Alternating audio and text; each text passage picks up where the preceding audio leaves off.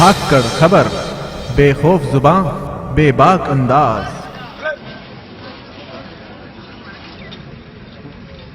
मैं इस वक्त लोनी के मंडोला गांव में हूं। मंडोला गांव, नानू गांव, सुंगरपुर, अलीपुर और पंचलोक, नवादा, इन सब गांवों की करीब 2640 एकड़ भूमि को आवास विकास परिषद ने एक्वायर किया है। अच्छी बात यह है कि इसी गांव के नाम पर अपनी योजना का नाम मंडोला विहार रख दिया है, लेकिन इससे गांव वालों का भला नहीं हो रहा है। 6-7 गांव के लोग पिछले 4 महीने से धरने पर बैठे हुए हैं। पिछली सरकार को भी देख चुके हैं, जो समाजवादी पार्टी की सरकार थी। खैर, इलेक्शन का दौर आ गया, इन्होंने सोचा सब लोग इलेक्शन में बिजी हैं, अगली सरकार बनेगी उसमें कुछ हालात बदलेंगे। अब नई सरकार भी बन चुकी है, उसको भी 8 दिन हो चुके हैं। सीएम योगी साहब 8 दिन से बैठे हुए हैं।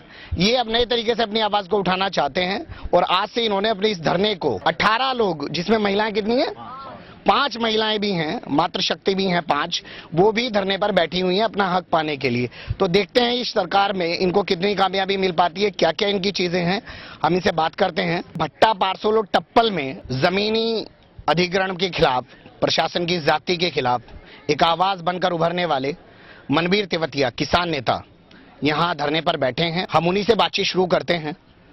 हाँ जी, क्या है धरना आपका, क्यों आप लोग धरने पर बैठे हैं? ये जो है मंडोला विहार की जमीन का अधिग्रहण किया या यूपीएसआईडीसी ने जो ट्रोनेका सिटी के लिए अधिग्रहण किया, इन सब ने किसानों का शोषण किया है। धारा 17 लगा के अधिग्रहण किया है। क्या है धारा 17? थोड़ा धारा 17 इमरजेंसी क्लॉज है। ये तब लगाई जाती है जब सरकार को केवल 48 घंटे के अंदर जमीन चाहिए। यानी कि कभी इमरजेंसी आपातकाल स्थिति में जमीन की व्यवस्था करनी है तब धारा 17 लगाएंगे। हाँ, जैसे बाढ़ आ गई है, नदी ने ज्यादा रुख बदल दिया, उसका रुख बदलना है, कोई छावनी को डालनी है, या कोई और ऐसा इमरजेंसी काम के जो बिल्कुल तत्काल जरूरत है, तो धारा 17 का प्रयोग करती है। जैसे ही आवास विकास ने किया तो ये किस धारा में होना चाहिए था? ये धारा 17 नहीं लगनी चाहिए थी, और धारा 4, 11, 6, 9 ये और धारा हैं जिनमें नेचुरली अधिग्रहण किया था आवास के लिए, गरीब आवास के लिए। वो अधिग्रहण भी सरकार कर सकती है, उसके लिए भी कानून अधिकार है उसका। यानी कि आपका कहना है किसानों के साथ धोखाधड़ी की गई, धारा 17 लगा के इनकी जमीनों को हड़प लिया गया। धोखाधड़ी नहीं की गई, किसानों के पीछे डंडा लेकर, धारा 17 का मतलब है कि सरकार के हाथ में डंडा है अब, या तो आगे चलो वरना सरकार तुम्हारा इलाज करेगी। मुआवजा तो उन लोगों ने दिया ना? मुआवजा तो उसमें भी दिया जाता है, लेकिन उसमें कोई अधिकार किसान को नहीं होता, ना कहीं कोर्ट जाने का अधिकार होता है, ना कोई अधिकार होता है। उसमें सरकार एक तरह से जबरन जमीन छीनती है किसानों से। अच्छा, जैसे अब आपने बोला कोर्ट नहीं जा पाएंगे, तो फिर अब कोर्ट जा पाएंगे क्या? क्योंकि जो और धारा के और जो प्रोसीजर था वो पहले किया गया था, इसलिए उन धाराओं के विरोध में, उनके आपत्तियों में लोग कोर्ट गए थे। जब उन आपत्तियों में कोर्ट गए तो कोर्ट से कोई जो सफलता नहीं मिली और अधिग्रहण दिन पर दिन लेट हो चला गया, तो इन्होंने धारा 17 का इस्तेमाल किया।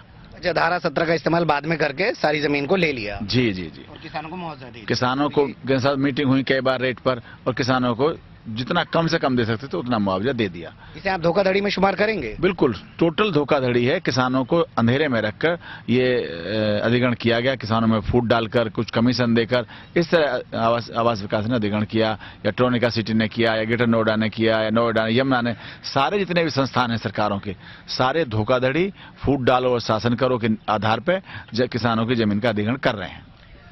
तो भोले भाले किसानों को धारा 17 लागू करके 2640 एकड़ भूमि को एक्वायर कर लिया गया। इनका कहना है धारा 17 उसी स्थिति में लागू हो सकती है जब कोई बाढ़ जैसे हालात हो गए हों, युद्ध जैसे हालात हो गए हों, कोई छावनी बनानी है, जमीन चाहिए ही चाहिए सरकार को, उसी स्थिति में धारा 17 लागू कर सकते हैं। लेकिन किसानों की एक जमीन जो अभी भी पूरी तरीके से उन्होंने डेवलप भी नहीं की है, उसको धारा 17 लगा के अपने कंट्रोल में कर लिया है, मुआवजा दे दिया है।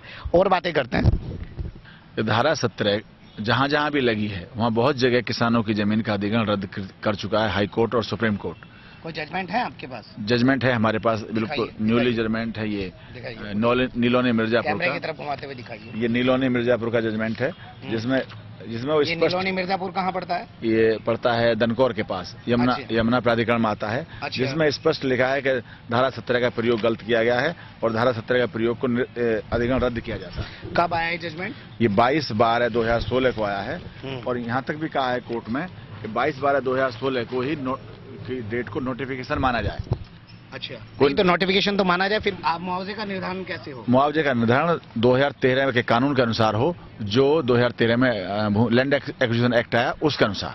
यानी कि जो कांग्रेस पॉलिसी लाई थी नहीं उस टाइम पे, उसके हिसाब से होना चाहिए। उसमें किसानों को, मजदूरों को जो लाभ मिल रहे हैं वो लाभ दिए जाएं। नौकरियां वगैरह भी मिलनी होती हैं उसमें डेवलप जमीन भी दी जाती है। क्या क्या है उसमें थोड़ा बताइए। उसमें रिहेबिलिटेशन है, रीसेटलमेंट है, और सबसे बड़ी बात है उसमें मुख्य बात मैं बता दूं कि किसानों को कि 70% स्वीकृति के बाद किसानों की जमीन का अधिग्रहण होगा, और उसमें जो मूल्य का किसानों को मुआवजा का निर्धारण है वो मार्केट रेट पर है। जिस सर्किल रेट कहते हैं वो गलत है। अच्छा, एक चीज ये बताइए, पिछली सरकार के टाइम से ही आप लोग धरने पे बैठे 4 दिसंबर से, अब तो सत्ता परिवर्तन हो गया, आपको क्या उम्मीदें हैं? देखिए, कार्यप्रणाली क्या होगी ये तो हम अभी नहीं कह सकते, कोई पूर्वाग्रह पालना नहीं चाहते, लेकिन जिस तरह सरकार एक्शन में दिख रही है, कोई मंत्री वहां जा रहा है, कोई मंत्री यहाँ जा रहा है, जिस तरह बूचड़ खानों पे हमला हुआ है, मीट की दुकानों पे हमला हुआ है, तुरंत बंद कर दी गई हैं, अगर इस तरह किसानों के लिए पॉजिटिव सोच रही तो हम समझते हैं कुछ काम हो सकता है, और ये उम्मीद कर रहे हैं कि जिस तरह सरकार तो उसी के चलते आप लोग आज से आमरण अनशन पे हो गए। जी हाँ, जब सरकार एक्शन में है और माननीय मोदी जी कह चुके हैं चैन से बैठूंगा ना बैठने दूंगा, उनका ही लोगो हमने इस्तेमाल किया है, वो लिख भी दिया है हमने, हम चैन से ना बैठेंगे ना बैठने देंगे, ना लूटेंगे ना लूटने देंगे, ना खाएंगे ना खाने देंगे। मोदी जी का लोगो लेकर, यानी कि टैगलाइन लेकर, ना बैठूंगा ना बैठने दूंगा, किसान धरने पर बैठ गए हैं, और अब ये आमरण अनशन शुरू हो चुका है आज से।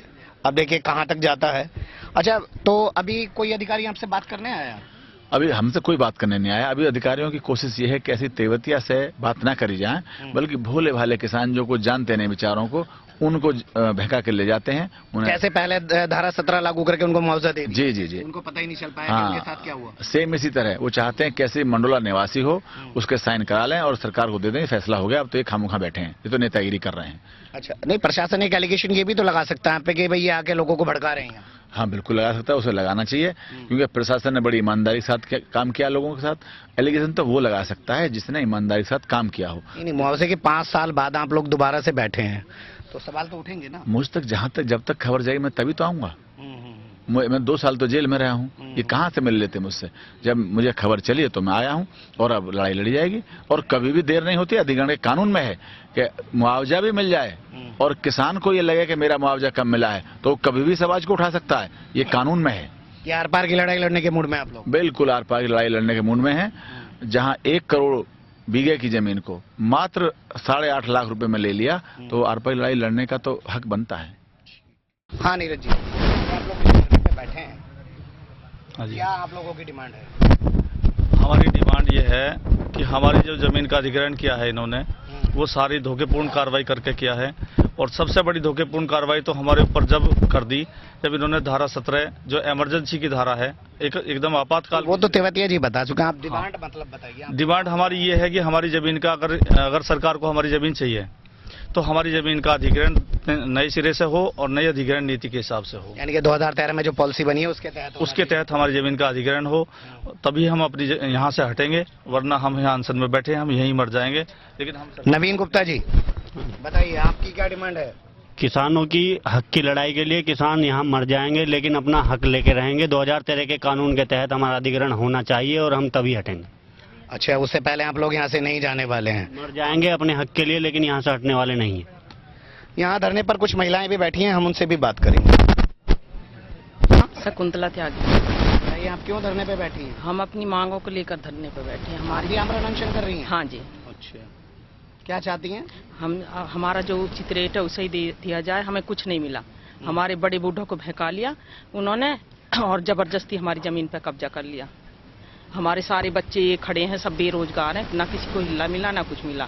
जो हमारी बहू हैं वे भी काम पे जाती हैं, 2-2, 3-3 हज़ार की नौकरी कर रही हैं, हम उनके बर्तन मांग रहे हैं। यानी कि किसानों की जमीन ले ली गई, किसानों के सामने हालत ये है कि हम बर्तन मांजे, हमारे जो यही बात है भैया। जो आपका संतोष त्यागी। अच्छा, आप क्या कहना चाहती हैं? भैया यही कहना चाहती हूँ, हम तो अब 4 महीने में इंतजार करके हमारे पास तो कोई आया नहीं है, कोई नहीं आया। हम तो आज बैठ ही गए मरने के लिए।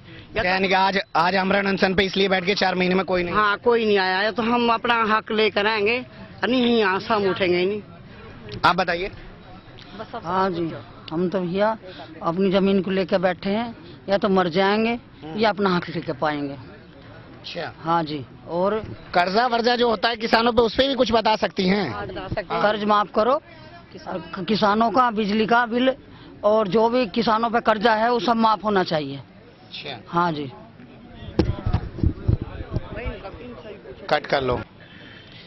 किसानों के बीच हैं तो किसानों से जुड़ा हुआ एक बहुत ही मुद्दा है जो आजकल चर्चाओं में है, जिसे प्रदेश की राजनीति में काफी भुनाया गया।